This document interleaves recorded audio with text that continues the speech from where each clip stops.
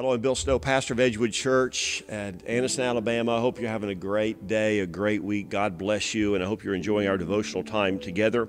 I'm sharing devotional thoughts upon the 7 sayings of Jesus while he's on the cross. And they're divine statements. They need to be understood. There's a meaning, there's a pattern to them. The first statement was, of course, to the soldiers and to those crucifying him. He said, "Father, forgive them. They know not what they do." The second statement was to a dying thief. He said, "Today you'll be with me in paradise." The third statement was Mom and the young apostle John. "Woman, behold thy son. Son, behold thy mother." The fourth one, it must have just turned dark there, or it was darkness had covered the land, and he said, my God, why hast thou forsaken me?" It was to God. And then the fifth saying was to himself, "I thirst." It was thirst. This statement, the sixth saying of Jesus, is found in John chapter 19, verse 30. It says, "It's finished. It's paid. The price has been paid. Salvation is completed," the work of salvation. It's not a cry of defeat. When Jesus says in John 19, verse 30, "It is finished," it's not a cry of defeat or resignation. It's a cry of victory.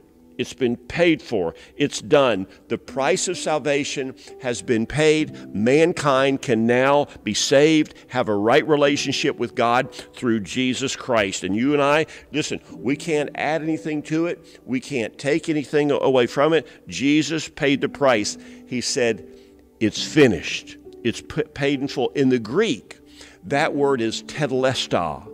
It means a completion, a fully developed, something fully developed or fully accomplished. It's perfectly done. It's fully fulfilled. It's paid in full.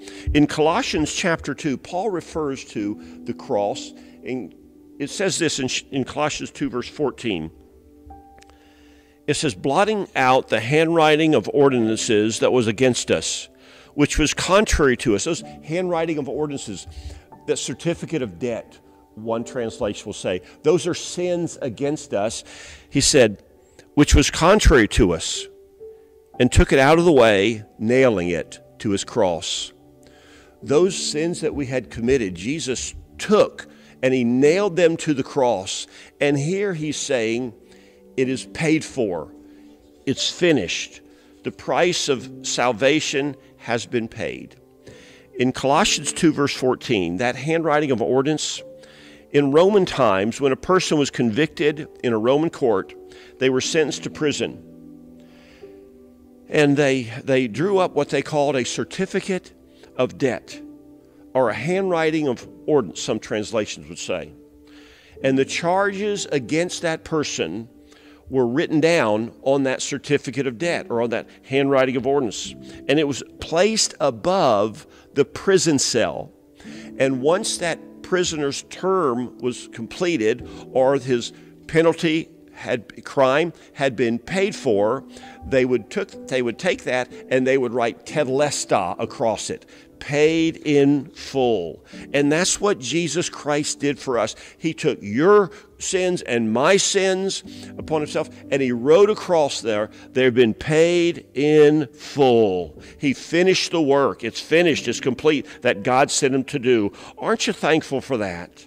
Several times in the Gospels, Jesus told his followers that he had to do the work or the will of his Father. He said, "I've got to finish the work that he called me to do." He's finished it. When he said tetelestai, paid in full, it's finished, this is it. The work had been done. You and I could be saved. Jesus paid the price. The work is finished. It's done. You and I have to accept what Jesus Christ did on the cross to be saved. I pray that you've done that. You love him, live for him. God bless you. Have a wonderful week.